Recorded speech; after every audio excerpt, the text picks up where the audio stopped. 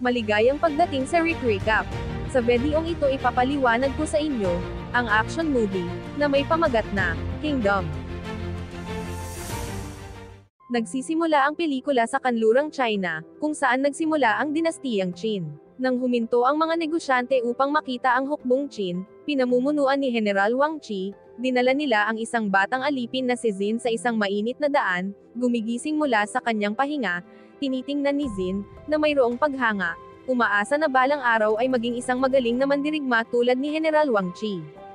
Siya ay ibinebenta sa isang maliit na nayon na pag-aari ng isang magsasaka, kung saan nakilala niya si Piao, isa pang batang alipin.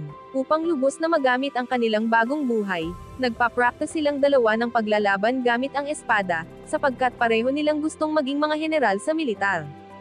Habang lumalaki sila, umuunlad ang kanilang mga kakayahan, at si Xin ay naging isang mas agresibong mandirigma.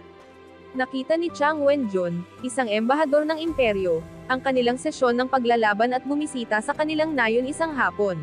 Sa paghahanap ng mga lalaki na sumali sa malaking hukbo ni Haring Yingxing, humiling siya kay Piao mula sa magsasaka, habang tinanggihan si Xin. Sa gabi, pinag-isipan ni Piao ang pagkakataon, ngunit hinikayat siya ni Xin na sumali sa militar. Naglaro silang muli ng pagtatalo bago magbukang liwayway, at pinangako ng dalawang magkaibigang muling magkikita balang araw. Bagamat nag-iisa, inilalaan ni Xin ang karamihan ng kanyang mga araw sa pagsasanay sa bukid, nag-e-ensayo, at nagbubuhat ng mabibigat na bagay, at tumalon ng mataas na sapat upang magawa ang isang serial attack. Bumalik si Piao isang gabi, ngunit natimba sa kanyang mga braso dahil sa mga sugat mula sa labanan. Habang siya ay malapit ng mamatay, binalaan niya si Xin na ang kapatid ni Haring Yingxing, si Cheng Zhao, ay sumusubok na agawin ang trono at may plano na salakayin ang bansa. Itinuro niya rito na pumunta sa tinukoy na lugar, gamit ang isang hand-drawn na mapa, ngunit hindi niya ito naiipaliwanag ng buo. Namatay siya, napangakuan si Xin na ang kanyang espiritu ay mananatili sa kanya, anuman ang kanyang makamit. Inalis ng labis na malungkot na binata ang kanyang mga pag-aalinlangan, at dala ang espada ni Piao, determinado niyang isagawa ang huling utos nito. Masama ngunit tapat na mga tauhan ni Cheng Zhao ang madali nilang natuklasan ang bangkay ni Piao, na akala nila ay kay Haring Yingxing, at pinatay ang mga residente at sinunog ang nayon. Napadako si Xin sa isang grupo ng mga tulisan, na interesado sa kanyang sandata. Sila'y madali niyang napatumba isa-isa, dahil sa kanyang mahusay na kakayahan sa pakikipaglaban. Lumakad siya palayo, sinusundan ng isang taong kwago na nakamaskara mula sa kampo ng mga tulisan. Makalipas ang sandaling panahon, dumating si Xin sa isang maliit na kubo, at pumasok upang makilala si Haring Yingxing, ngunit huminto siya, akala niya'y si Piao ito. Isang syokyo na mamamatay tao ang biglang umatake sa magkasamang sina Xin at Piao. Si Xin ay kitang-kita na galit dahil sa pangyayaring iyon, at sinugod ang mamamatay tao na akalain na si Piao ay kinuha bilang kanyang double o kapalit upang protektahan ang hari. Ngunit hindi inaasahan ng mamamatay tao ang lakas ng pakikipaglaban ni Xin, at siya'y natalo. Humihingi siya ng tawad, ngunit pinatay siya ni Yingxing dahil sa kanyang kayabangan. Pagkatapos nito, tinitignan ng magkaibigan mula sa malayo ang nabalot na nagsusunugang nayon. Alam nila na malapit nang madiskubre ni Zhao ang kanilang kinaroroonan, kaya tumakas sila ni Xin sa pamamagitan ng isang kuweba, patungo sa mga bundok, sa tulong ng maskadong kwago na nagpakilala sa sarili bilang si Helio Dao, isang batang mula sa tribo ng bundok. Ibinabalita ng hari ang mga pangyayari na nagdulot ng pag-aaklas habang sila'y papasok sa isang kuweba. Si Xin ay hindi masaya dahil sa palagay niya ay siya ang dahilan kung bakit inilagay ni Piao ang sarili nito sa panganib upang iligtas siya. Ngunit ipinaliwanag ni Yingxing na labis na pinaninindigan ng kanyang kaibigan na protektahan siya ng walang pag-aatubili, at handang isakripisyo ang buhay para tuparin ang pangarap niyang maging isang tagapagtanggol noong sila'y mga bata pa. Dahil sa natuklasan na ito, mas pinalakas ni Xin ang kanyang determinasyon na tulungan ang hari sa kanyang plano na makipagkita sa mga sundalo nito, na pinamumunuan ni Chang Wenjun. Samantala, sa palasyo ng Qin, nagpupulong si Cheng Zhao sa kanyang korte upang pag-usapan ang susunod na hakbang sa pagtatanggal kay Yingxing. Dumating si General Wang Qi, na akala'y nagretiro na, at dala ang ulo ng isang taong pinaniwala ang utusan ng hari na si Wenjun. Sa kapalit ng bahagi ng dominasyon ng Imperial Army, pinangako niya na hahanapin si Yingxing. Nakarating si Xin at ang grupo sa kagubatan ng Bambo, Ngunit bigla silang inatake ni Muta, isa pang mamamatay tao na armado ng mga dartong may lason.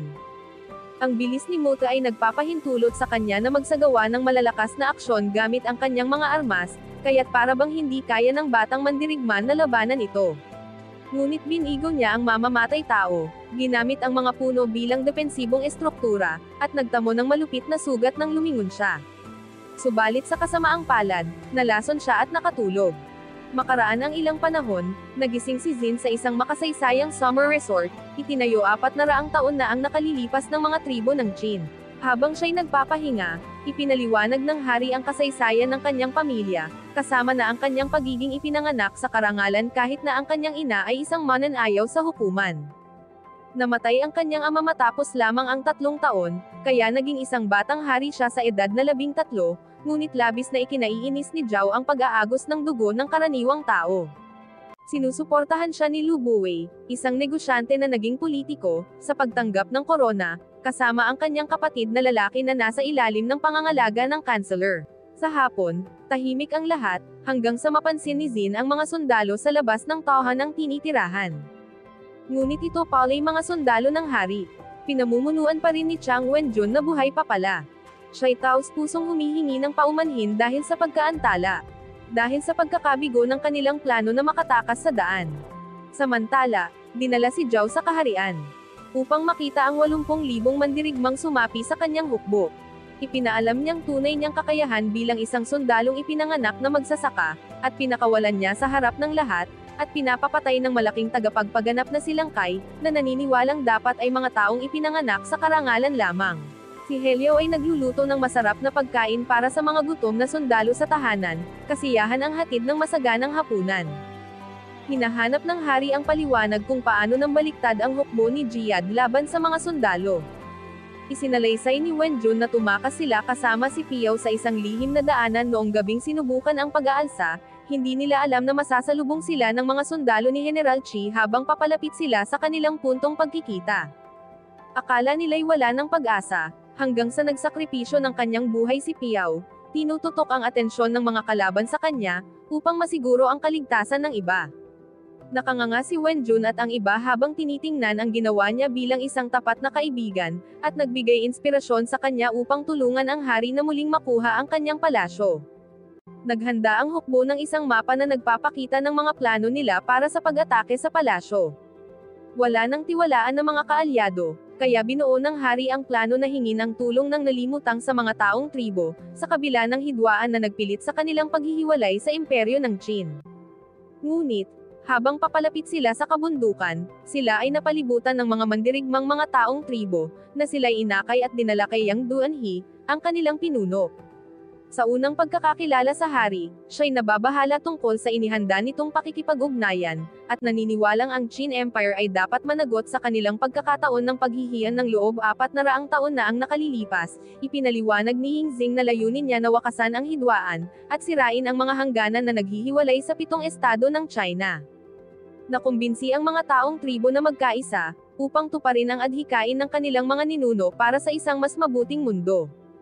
Impresado ang kanilang pinuno na si Yang Duan at ibinukas ang puso sa pakikipag-alyansa, at pangakong tulungan ang hari na ibalik ang kanyang nasirang palasyo. Maagang ibinunyag ni Yingxing ang kanyang malakas na puwersang 80,000 sundalo. Ang grupo ay naglakbay patungo sa mga hangganan ng Qin Empire, nakasuot bilang mga miyembro ng taong tribo. Naghanda si Yang Duanhe ng kanyang taktika, ipinahayag ang kanyang plano na sumali sa hukbo ni Zhao, isang pagkakataon na hindi maaaring palampasin ng mga imperyal dahil makakatulong ito sa pagpapalakas ng kanilang impluwensya sa China. Tinanggap sila sa loob, ngunit ang pinuno ay pinapayagang dalhin lamang ang 50 tao, samantalang ang karamihan ng taong tribo ay hindi pinahintulutang pumasok sa loob ng mga pintuan. Samantala, may kasiyahan ang kansilyer na ipinaabot sa kanilang grupo ang potensyal na pag-alyansa sa taong tribo, upang tulungan sa pagpapatambak kay Lu Buwei. Kasama ang opisyal, nilapitan nila ang pinuno, ngunit tinanggihan nitong isuko ang kanilang grupo, malibang talakayin ang isang opisyal na kasunduan. Inumpisahan ni Yingxing ang pag-atake pagpasok nila sa Shuqi Gate, at inatake ang mga bantay, senyales upang lahat ay sumugod. Itinuro niya si Jin, Hiliao, At ang mapagkakatiwalaang sundalong si Bi na pumunta agad sa lihim na daan na konektado sa silong ng palasyo, upang patayin si Cheng Zhao habang siya naman, kasama si Wen Jun at ang pinuno, ay magpapanggap ng mga tukso, at magdudulot ng kalituhan. Inutos ng konsehal na pugutan ang ulo ni Yingxing.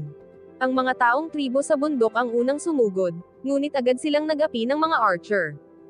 Habang ang mga kawal ay nagmamarcha na may pag-iingat, ang mga taong tribo ay nagising, sapagkat sila ay nakapagtagumpay na magtiis sa kirot. Sila ay walang habas na nilamon ang buong hukbo, kahit na nagulat ang mga opisyal ni Zhao. Samantala, ang dating general ni Yingxing, si Zhuo Si, ay nakapalibot sa paligid ni Xin at ng mga mandirigma, ngunit umurong siya upang hayaang labanan ito ng kanyang mga sundalo. Dahil sa matinding agresibo ng taong tribo at ang kakayahan ni Xin sa paggamit ng espada, sila ay mabilis na napagtibay. Sabay-sabay na dumating sina Yingxing at ang grupo sa ilalim ng hagdan ng palasyo at sinakop ang mga gwardya, na ikinatuwa ni Zhao dahil sa tingin niya'y namamatay ang kanyang kapatid sa kanyang mga kamay. Lilito silang Kai, ang tagapaghatol ni Zhao, sa ilalim ng tulay, at sinampal at binugbog ang mga kawal gamit ang kanyang malalaking kamao at lakas. Upang maipit ang halimaw, isang galit na si Xin ay tumalon ng mataas at sinuntok ito sa mukha.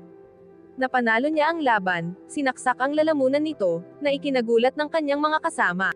Habang ang grupo ay papasok sa silid ng trono, ipinahayag ni Xiao na ang tunay na tagapagmana ay si Yingxing. Lumapit si Zhuo Si sa tribunal, sabi ni Bi na siya'y inihalal mula sa general at naging isang hirang sundalo para sa imperyo dahil sa kanyang mabagsik na mga taktika sa labanan. Pinagyabang niya ang kanyang mga kakayahan, pinatay ang mga taong tribo gamit ang kanyang matalim na tebak. Matapos mamatay ang ilang mga mandirigma, sila ay nadadaya ng hukbo. Pinalakas ng hari ang morale ng mga lalaki, at nagtagumpay sa pagbibigay ng oras upang isagawa ang pag-assassinate. Samantala, si Xin ay sumalakay kay Zhuo Si nang may kapangyarihan. Gayunpaman, ang hirang sundalo ay mas magaling sa paggalaw niya, kahit napatayin pa ang mga opisyal ng korte upang mas lapitan siya. Sinubukan ni Bi na iligtas si Xin, ngunit tinaga siya sa balikat. Sa kasiyahan ni Zhao, sinugod ng batang mandirigma si Zhuo Si, ngunit siya'y nabakbakan at tinaga sa mukha. Pinagmumura siya ni Zhuo Si bago ito'y nagtaksil ng huling saksak dahil sa kanyang paghabol sa mga pangarap, na magdadala lamang ng kabiguan. Naaalala ni Xin ang pampatibay loob ni Piao na balang araw ay maging isang general, na nagbibigay sa kanya ng lakas upang harapin ang espada ni Zhuo Si at itulak ito palayo. Itinatag niya ang kanyang mga mata, hawak ang espada ni Piao sa agresibong posisyon, naghihintay sa paglapit ng hirang sundalo. Habang siya'y lumalapit, tumalon ng labi si Xin at sinaksak ito sa dibdib, pinakatitibag ang kanyang tebak, gaya ng ginawa niya dati sa bato sa kanyang mga pagsasanay. Si Zhuo Si ay namatay, iniwan si Zhao na walang proteksyon, habang ang natitirang konseho ay takot na umalis. Si He Liao ay sinaksak ng chancellor. At nataman naman ito ng nakakalasong sandata na kinamatay niya. Napagtanto ni Xin na mayroon siyang suot na armor suit sa ilalim ng kanyang owl costume, na nagligtas sa kanya. Samantala, sinubukan ni Zhao na tumakas patungo sa hardin. At natagpuan ang pagod na si Yingxing, at naguutos na patayin siya, ngunit nag-aatubili ang mga sundalo. Siya ay tinamaan ng espada ng kanyang kapatid, at naguguluhan. Habang ang dugo ay umaagos mula sa kanyang sugat. Bilang parusa sa kanyang pag-agaw ng kapangyarihan, pinalampas siya ng kanyang kapatid, ngunit siya'y binagbag ng marahas. Sa gitna nito, lumapit si General Qi at ang kanyang mga sundalo, tinanong si Yingxing kung ano ang kanyang plano bilang hari, at sinabi na tatanggalin niya ang kanyang ulo kung hindi niya nagustuhan ang kanyang sagot. Determinado si Yingxing na pag-isahin ang China sa panahon ng Warring States, kahit kailangan pang magkaroon ng higit pang digmaan, upang masiguro ang kinabukasan ng bansa. Nasiyahan ang general, sinabi sa mga tropa ni Zhao na tumigil, at pinakita ang kanyang kapangyarihan sa pamamagitan ng pag-ikot ng espada. Habang lumalakad siya palayo, sinabi niya kay Xin na umaasa siyang makita siya sa isang labanan sa hinaharap. Habang ang lahat ay nagdiriwang sa tagumpay, itinaas ni Xin ang espada ni Piao. Samantala, naghahanda si Xin at ang hari na mamahala sa bagong imperyo, at dito na magtatapos ang ating kwento. Salamat sa pagsubaybay.